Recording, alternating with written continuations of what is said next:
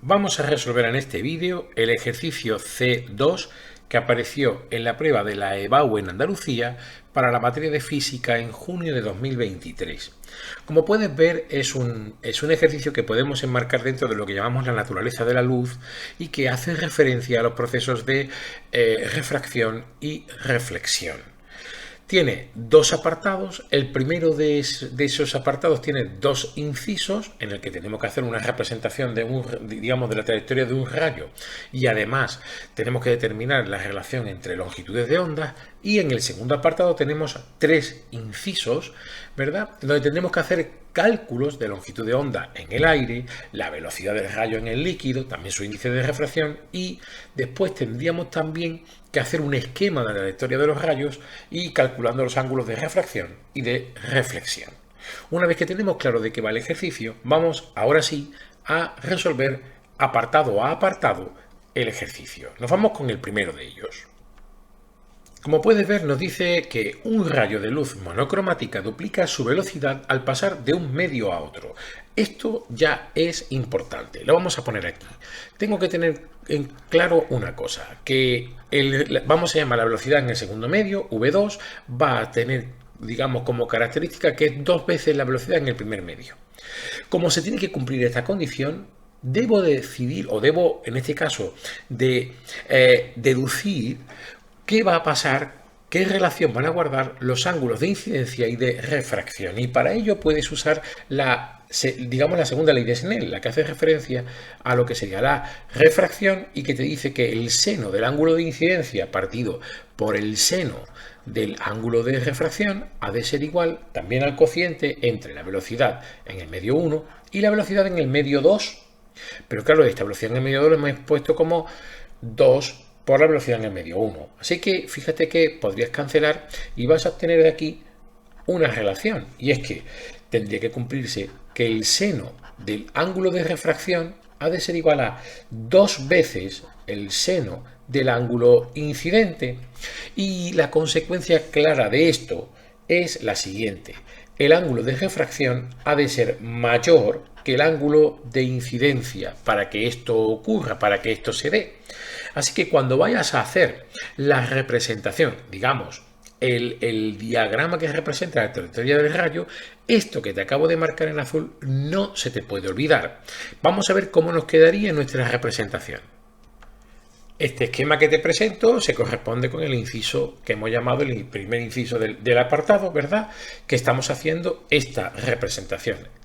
Puedes ver que en naranja te pongo el rayo incidente con el ángulo de incidencia y en negro el rayo refractado con su ángulo de refracción. Importante, es mayor, y cuando hagas la representación tiene que ser bastante ostensible, el ángulo refractado que el ángulo de incidencia. Así que se cumple esa condición. ¿Por qué? Porque, como has visto, la puedes deducir a partir de la ley de Snell. Y cuando ocurre esto, cuando se da esta característica, es decir, que el ángulo refractado es mayor que el ángulo de incidencia, es cuando decimos que se puede producir el fenómeno de, vamos a ponerlo aquí, se puede producir el fenómeno de reflexión total. Así que sí que se podría producir esta reflexión total, que te recuerdo que sería cuando el rayo, una vez que se ha refractado, ya no puede salir de ese medio. Es más, podrías incluso calcular cuánto sería ese ángulo límite, ese ángulo que daría lugar a la reflexión total. Esto lo podrías hacer, aunque no viene como tal en el ejercicio, pero lo vamos a poner aquí como ampliación, haciendo otra vez la ley de Snell. Es decir, este ángulo límite, su seno, sería, digamos, partido por el seno de 90 grados. ¿Por qué? Porque cuando se cumple esta condición de que el seno es de 90 grados, cuando se produce el fenómeno de la reflexión, esto sería igual entonces a la velocidad en el medio 1 partido por 2 veces la velocidad en el medio 1 también, ¿verdad? Es decir, podríamos cancelar aquí y aquí, y fíjate que como el seno de 90 es igual a 1, vas a tener que el seno del ángulo límite habría de ser un medio, o lo que es lo mismo, tu ángulo límite con el cual se produce la reflexión total serían 30 grados. Es decir, Esta parte que te acabo de hacer en azul no viene como tal en el enunciado, pero fíjate que sería bastante fácil poderlo hacer y dejarlo de esta manera, digamos, como un poco más detallado. Para hacer el segundo de los incisos, lo único que tienes que tener en cuenta es la expresión de la frecuencia, ¿verdad? ¿Por qué? Pues porque la frecuencia es independiente de el medio en el que se encuentre el rayo, y esta frecuencia es el cociente entre la velocidad de propagación y la longitud de onda. Decimos que es constante porque no depende del medio, y por eso es por lo que yo arranco desde ahí. Voy a relacionar sus longitudes de onda, pero yo sé que el rayo no varía su frecuencia. Así que como eso va a ser constante, tan solo tendríamos que hacer la igualdad entre digamos, la frecuencia de uno y otro. Por ejemplo, tendríamos que la velocidad en el primer medio partido por la longitud de onda en el primer medio ha de ser igual a la velocidad en el segundo medio, que te recuerdo que era 2 veces la velocidad del primero, partido por la longitud de onda en el segundo medio. Y fíjate qué fácil, ¿verdad? Cancelamos y directamente podríamos llegar a la conclusión de que la longitud de onda en el segundo medio ha de ser el doble de la longitud de onda en el primer medio. Con eso, como ves, queda resuelto este segundo inciso del primer apartado y hemos finiquitado esta primera parte. Nos vamos, por lo tanto, a la segunda parte del problema.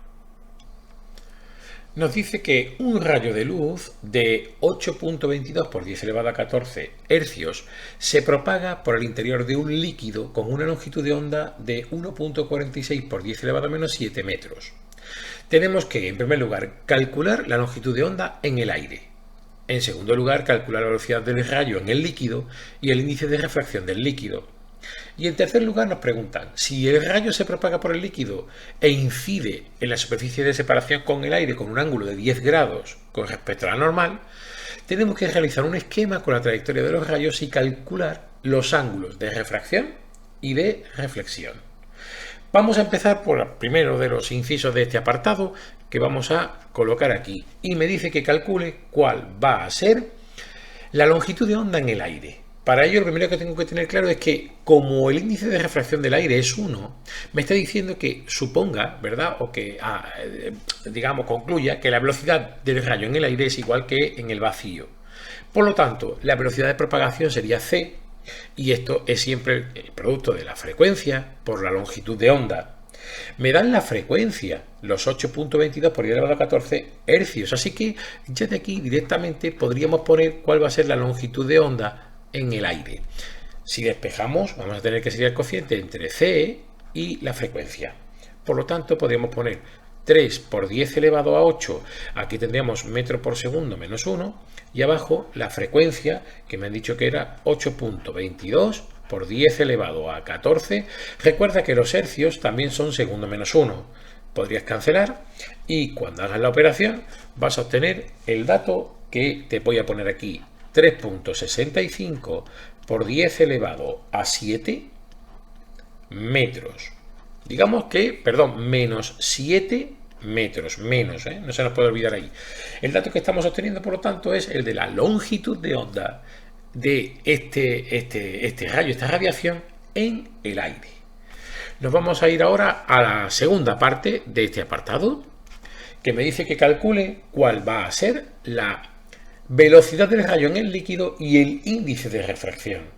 Recuerda que la clave está en que la frecuencia no cambia, ¿verdad? Entonces, me dicen cuál es la longitud de onda dentro del líquido, por lo tanto, tan solo hay que hacer otra vez la expresión que teníamos aquí antes, que te la voy a marcar, pero ahora teniendo en cuenta la velocidad en el líquido, ¿verdad? Es decir, la frecuencia que es la misma y aquí pondríamos la longitud de onda en el líquido. Tan solo tenemos que hacer esta operación y por lo tanto tendríamos que la velocidad v va a ser 8.22 por 10 elevado a 14, recuerda, segundo menos 1, por 1.46 por 10 elevado a menos 7 metros. Al hacer la operación obtienes como resultado 1.20 por 10 elevado a 8 y la velocidad serían metros por segundo menos 1. Mucho cuidado con esto. recuerda que no puedes obtener un valor que sea mayor que 3 por 10 elevado a 8. Es posible, ¿verdad?, que en una prueba como la de BAU uno se pueda hacer un lío con los cálculos, pero siempre está bien echar un vistazo a lo que se obtiene. Entonces, claro, es un valor bastante alto, es próximo, ¿verdad? Porque de mismo orden de magnitud, 10 elevado a 8, pues siempre un repasito para que no nos vaya a pasar que vayamos a hacer un cálculo que sea un disparate físico, ¿verdad?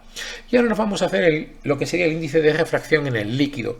Recuerda que el índice de refracción no es más que el cociente, vamos a ponerlo aquí, el índice de refracción para el líquido, eso es el cociente siempre entre la velocidad de propagación en el vacío y la del medio, que he llamado V. Así que tan solo habría que coger y hacer 3 por 10 elevado a 8 metros por segundo menos 1, y abajo lo que acabo de calcular, 1.20 por 10 elevado a 8 y también metros por segundo menos 1. Ni que decir tiene que es un número adimensional, ¿verdad? Podemos cancelar arriba y abajo y nos va a quedar como dato, si hace la operación, 2.5. Ahí tenemos el valor del índice de refracción. Y ya tan solo tenemos que hacer la última parte de este apartado que me dice que debo hacer un esquema y calcular los ángulos de refracción y de reflexión. Vamos a ver ahora cómo hacemos esto y te voy a presentar el esquema. Lo primero que vamos a tener en cuenta es que se van a producir dos fenómenos, el de la reflexión y el de la refracción. Para la reflexión vamos a tener en cuenta la primera ley de Snell, que esta primera ley de Snell me dice que cuando se produce un fenómeno de reflexión, el ángulo de incidencia ha de ser igual, vamos a llamar el ángulo con el que incide en el medio 1, ha de ser igual al ángulo, ¿verdad?, con el que se refleja para, en este caso, el medio, el ángulo que llamaríamos alfa 2. Y como me han dicho que entra con un ángulo de 10 grados, digamos que el ángulo de reflexión también van a ser 10 grados. Así que esta parte es de muy fácil resolución. Tan solo hay que aplicar la primera ley de Snell. Y nos vamos a la segunda, en la que se produce la refracción, ¿verdad? Es el otro efecto. En este caso, la ley que aplicamos es la que hemos visto antes. El seno del ángulo de incidencia, partido por el seno del ángulo refractado, va a ser igual al cociente entre la velocidad con la que entra y la velocidad con la que va a salir. Porque recuerda que estaba en el líquido y va a salir al aire. Y tenemos que considerar que la velocidad en el aire es la del vacío, ¿verdad?